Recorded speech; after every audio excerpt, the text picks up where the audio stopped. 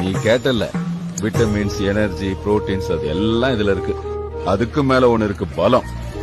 காலையில இந்த களியை சாப்பிட்டு நம்ம விவசாயி வயல்ல இறங்கினான்னா எவ்வளவு பெரிய மழையா இருந்தாலும் உடைச்சு போட்டு உழுது தள்ளிட்டு தான் வருவான். அவ்வளவு பலம் இருக்கு இதுல.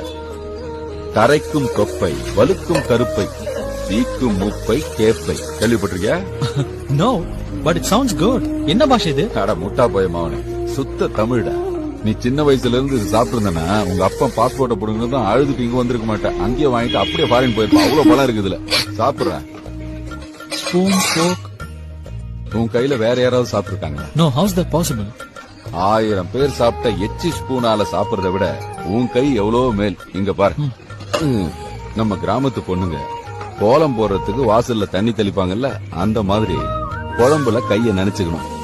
அதுக்கப்புறம் ஒரு உருண்டைய லேசா பிச்சு இப்படி பெரட்டி வாயில போட்டேன்னு வச்சுக்க,